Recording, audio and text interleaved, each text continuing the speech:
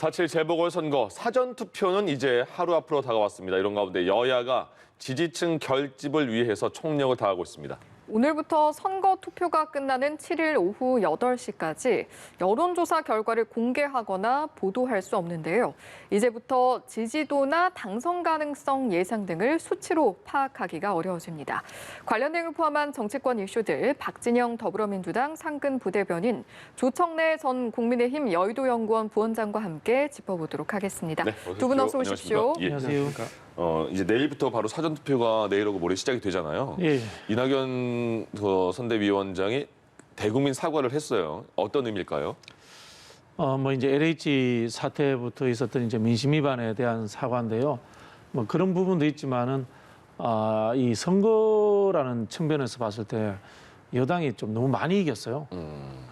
제가 알기로 한 4연승, 5연승 정도 한 것 같은데 그 중간에 이제 정권이 한 5년 차 정도쯤 되면은 이 국민들이 아무리 잘해도 사실 실적 느끼거든요. 그런 측면에서 한번 심판하고 싶다 이런 생각을 가질 수 있는데 그게 딱 이 메이저 선거인 이 서울시장, 이 부산시장 선거에 딱 걸려버린 거죠. 예. 그런 측면에 좀 쉽지 않은 상황이 됐는데요. 예.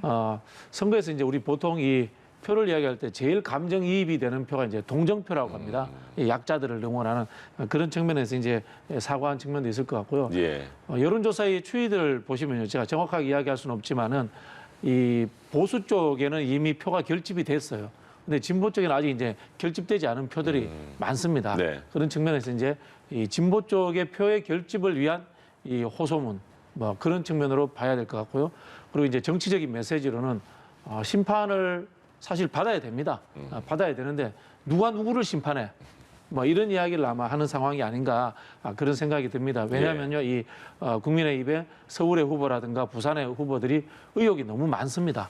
그리고 또 이분들이 과거에 이명박 박근혜 정부 시절에 흔히 하는 이 어두운 시절에 이 정책들과 연속선상에 있는 분들이기 때문에 그런 부분들을 회상시키기 위한 전략이 아닌가 이렇게 생각이 듭니다. 예. 이낙연 선대위원장의 사과는 어떻게 들으셨어요? 지금 민주당의 선거 전략이라고 할까요? 그거는 사실은 민주당의 핵심 지지층을 투표장으로 나오게 하는 거. 그러니까 조직 선거를 하겠다는 거고요. 핵심 지지층들에게 어필을 하는 게 하나의 축이고, 또 하나는 국민의힘 후보에 대해서 계속 비방전을 하는 거죠. 네거티브를 계속 하는 건데, 네. 사실은 이게 이 두 가지가 다 민주당 지지층에서 중도로 이탈하고 있는 층들을 붙잡기 위한 행보라고 저는 봅니다. 그런데 지지를 하다가 이탈한 층은 한 번 이탈하면 잘 안 돌아옵니다. 그리고 돌아오는데 굉장히 오랜 시간이 걸리고 진정성 있는 조치들이 뒤따라야 되는데, 제가 볼 때 이런 표면적이고 표피적인 호소 이런 걸로 가지고는 별 효과가 없을 거다. 예. 그리고 여론조사를 최근에 잘 보면 민주당 후보에 대한 지지율보다도 호감도가 더 낮습니다. 이건 뭐냐면 마음이 먼저 떠났다는 거거든요.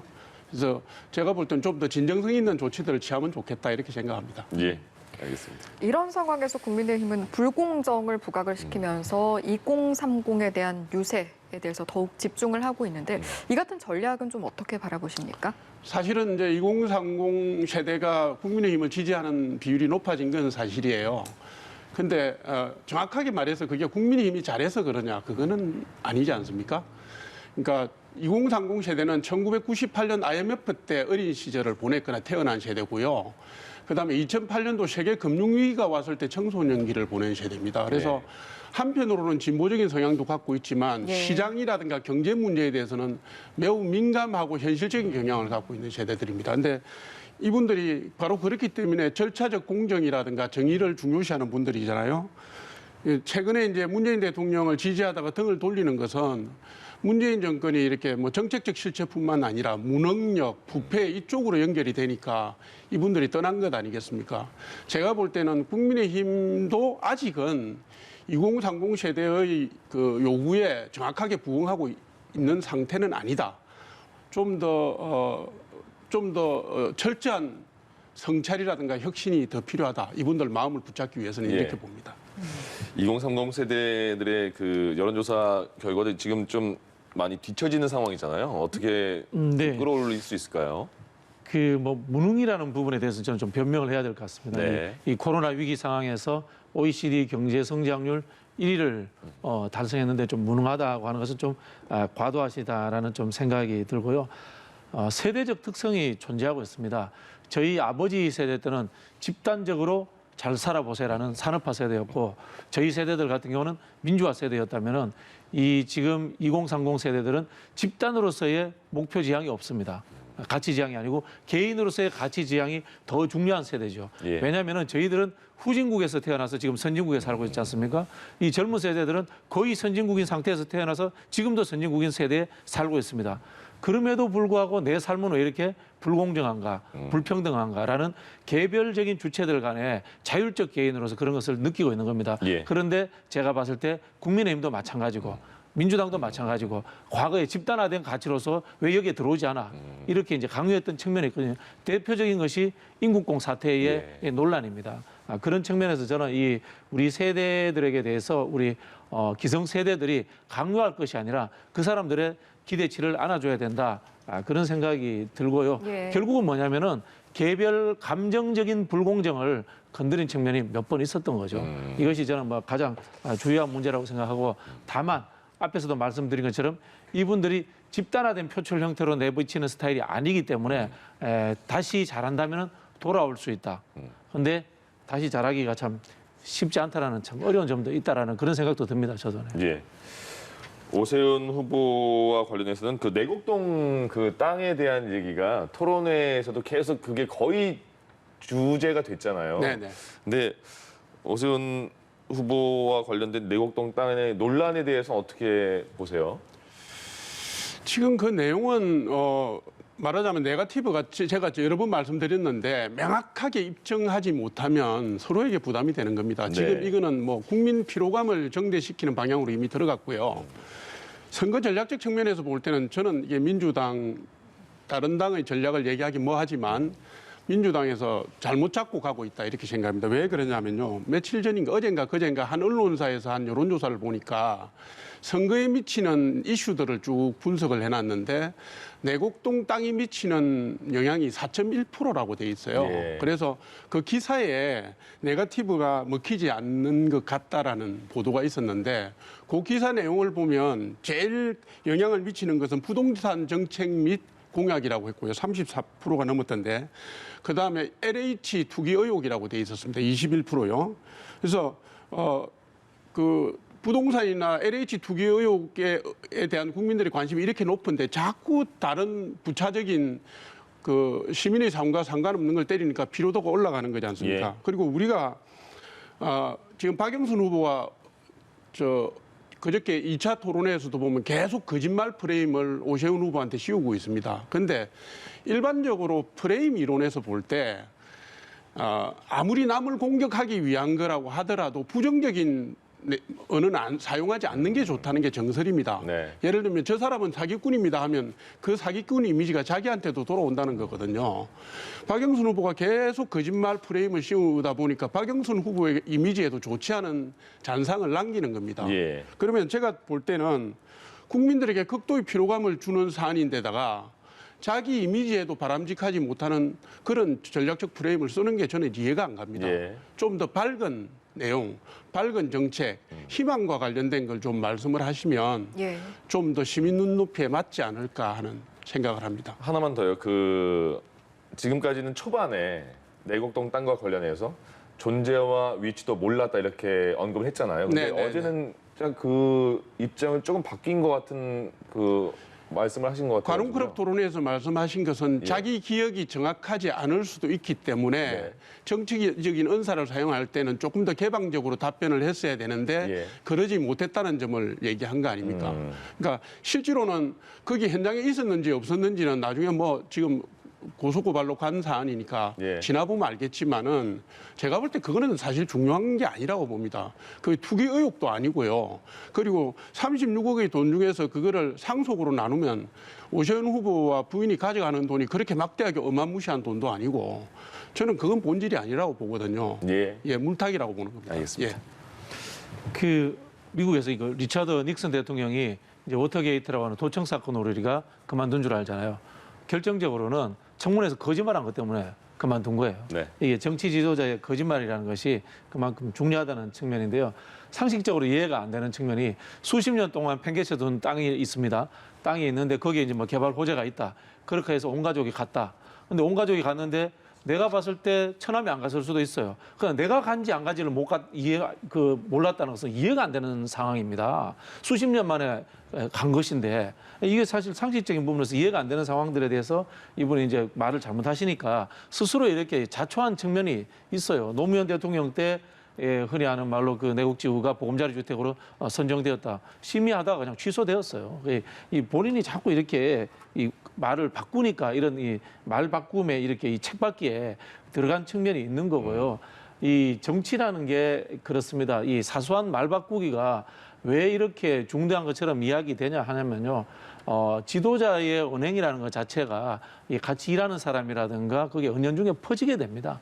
흔히 하는 이 정부의 이 도덕적 해이라든가 지자체의 도덕적 해이라는 게 윗물이 흐르면 아랫물이 똑같이 흐려집니다. 예. 그런 상황들이 이제 벌어진다는 것을 말씀드리는 거고요. 예. 저도 이제 프레임 이론에 대해서 이제 동의를 합니다.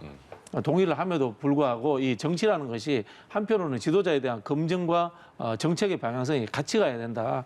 이런 측면에서 좀 말씀을 드리고 싶고요. 이번 선거가 사실 정책이 없는 선거가 돼버렸어요.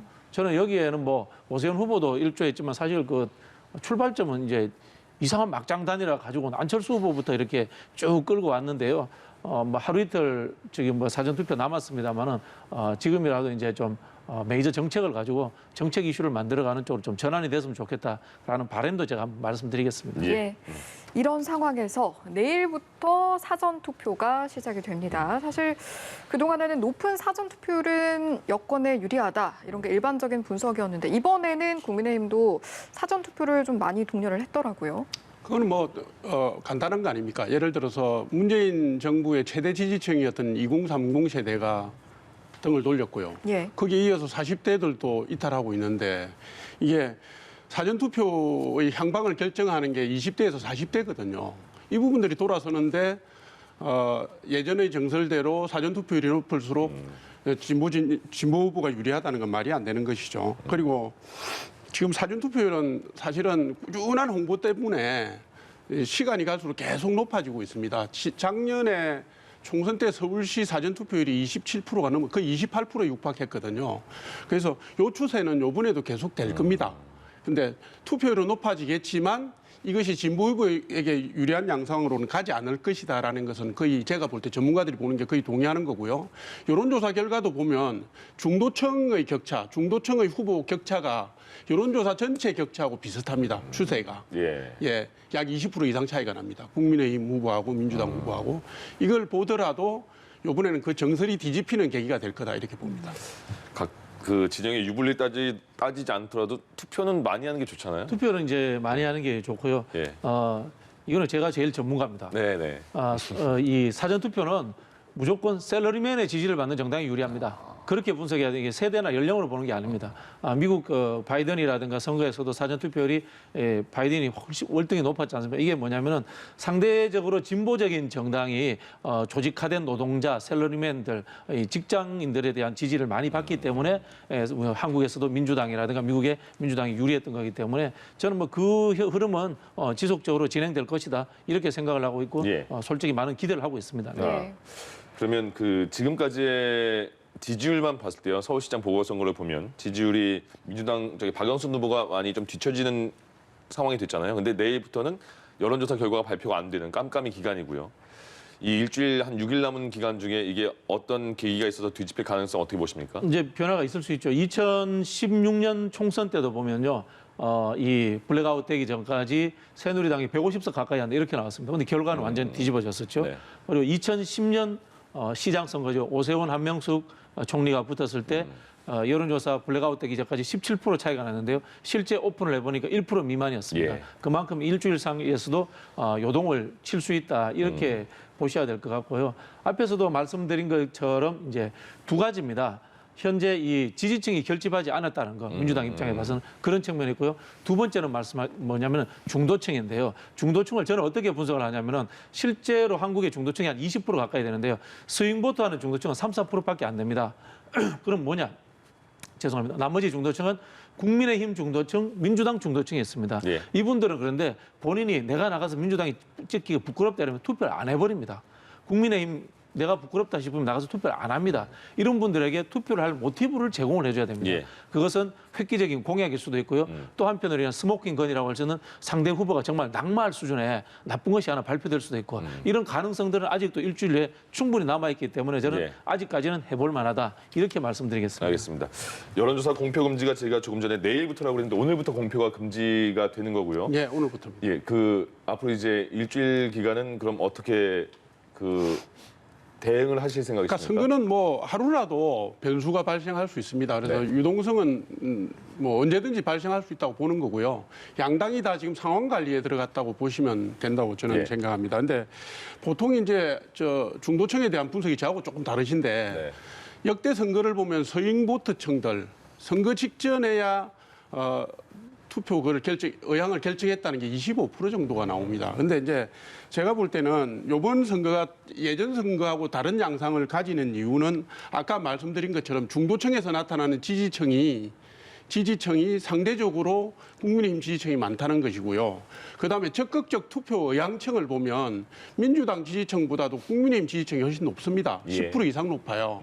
이게 사실은 예전하고 많이 다른 겁니다. 아까 화이트 칼라 얘기하시는데 화이트 칼라도 30대, 40대의 중도층의 민심을 반영하는 측면이 있거든요. 그래서 제가 볼 때는 돌출적인 아주 심각한 악재가 아니라면 현재의 여론조사의 추세로 보면 깜깜이 기간에 크게 변화가 일어나기는 쉽지 않을 거다 이렇게 봅니다. 예. 알겠습니다. 다음으로 이 내용도 한번 짚어보겠습니다. 어제 오세훈 후보가 관훈 토론에 참석을 했는데 이때 시장 재직 시절 용산 참사에 대해서 한 발언이 논란이 됐거든요. 예. 일단 이 내용 듣고 다시 돌아오겠습니다. 시민단체가 가세해서 매우 폭력적인 형태의 저항이 있었습니다. 그때 쇠구슬인가요? 돌멩이인가요? 이런 거를 쏘면서 저항을 하는 건물을 점거하고 거기를 경찰이 진입하다가 생겼던 참사입니다. 네, 내용을 들어보니까 이렇습니다. 폭력적인 형태의 저항이 있었다. 경찰이 진입하다가 생긴 참사다. 어떻게 들으셨습니까? 바로 저 표현 때문에 지금 계속 공격을 받고 있는 건데요. 사실 잘 아시는 것처럼 2009년도 1월에 있었던 참사 아닙니까? 철거민 5분하고 경찰 특공대 1분이 사망한 참사인데 극한적인 갈등과 대립에 대한 질문을 받고 극한적인 갈등과 대립에 대한 설명을 하는 과정에서 저 말씀을 하신 건데 그 표현을 문제 삼는 거 아닙니까? 근데 사실 어제 얘기를 잘 들어보면 시장이 큰 책임을 느낀 사건이었다라는 말씀도 하셨고 여러 번 죄송스럽다는 말씀을 했다 이 예. 얘기를 했습니다. 그러니까 제가 볼 때는 전체 맥락을 봐야 되는 것이고요. 그다음에 가슴 아픈 사건을 정쟁의 도구로 사용하는 것은 저는 그건 아니라고 봅니다. 상처를 헤집고 이거를 무슨 계기로 해서 무슨 유리한 환경을 만들어 보려고 하는 것은 우리가 하지 말아야 될 선거운동 방법이라고 생각합니다. 네. 예. 어제 발언 어떻게 들으셨습니까? 저는 이게 선거와 당락의 문제를 떠나서 품성에 대한 문제로 저는 봤습니다. 사람이 죽었지 않습니까? 죄송합니다. 사람이 그렇게 죽은 상황에 대해서 한쪽 편에서 평가하듯이 이렇게 하는 건 정말 굉장히 나쁜 겁니다. 저는 그런 생각이 들고요. 예. 이 사회적 약자일수록 자신의 이 사소한 이 흔히 하는 우리가 보기에는 일반적인 보편적인 사람들이 사소한 거라고 생각하는 재산일수라도 가장 소중한 것일 수 있습니다. 예. 저는 어떤 느낌을 받았냐면 동학농민운동을 진압하러 나온 친일 광군이라는 그런 느낌 받았습니다. 동학농민운동이 얼마나 격렬하고 저항했습니까? 왜 자기 농토를 지켜야 되고 외세의 침략을 지켜야 되는 이런 상황이지 않습니까? 그런 거가 똑같은 겁니다. 예를 들면 이런 겁니다. 그 당시에 이 뉴타운부터 해가지고 이 재개발 열풍이 불었지 않습니까? 거기에 막무가내식으로 밀어붙인 거예요. 이 개발업자들이라든가 이런 사람들은 그게 좋았겠죠. 예. 하지만 원주민이라든가 임차인들이라든가 이런 분들은 삶의 터전을 잃어버린 상황이지 않습니까? 저라도 국렬하게 저는 저항하겠습니다. 내 삶이 송두리째 뺏기는데요. 이런 상황들에 대해서 이해하지 않고 이거를 폭력의 문제로 접근했다는 것은 저는 정치, 사실 우리 정치라는 것이 본인이 똑똑해서 잘나서 하는 것도 있지만 사회적 약자에 대한 따뜻한 마음 이런 게 같이 있어야 되는 거지 않습니까? 예. 보수가 기본적으로 온정주의입니다. 그런 측면에 저는 좀 자질을 의심케 하는 발언이었다 이런 생각이 듭니다. 네. 어떻게 평가하십니까? 지금 말씀하신 걸 들어보니까 동학 농민 전쟁까지 끌어다 와서 그렇게 설명하실 부분은 아니고요. 그때 사건 잘 아시는 것처럼 용산 4구역에 뉴타운 건설 개발 때문에 일어난 건 맞습니다. 경찰이 농성타워에 무리하게 올라가다가 생긴 불상사예요. 누구도 의도한 게 아닙니다. 그리고 당시에 서울시가 뭐 경찰 편을 들어서 그리 한 것도 아니고요. 그렇게 단정적으로 말씀하시는 것 자체가 제가 볼 때는 호도하는 거라고 생각을 하는 겁니다. 예. 그 여당에서는요.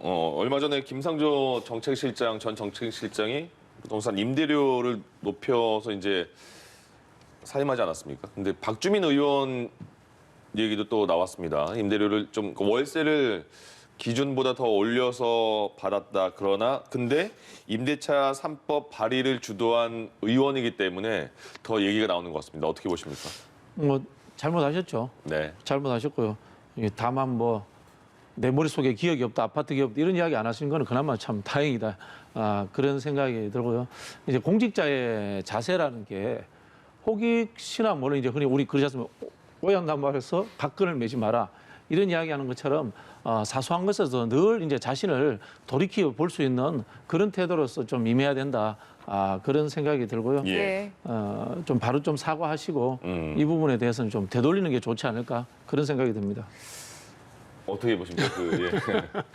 어이가 없어서 웃음밖에 안 나옵니다. 아까 정치를 하는 분들이 어려운 데 있는 분들을 도와야 된다고 말씀하셨는데 지금까지 박주민 의원이 스스로 임차인의 고통과 이런 서민의 어려움을 대변하는 역을 자임하셨잖아요. 그렇게 해서 21대 국회 자신의 1호 법안으로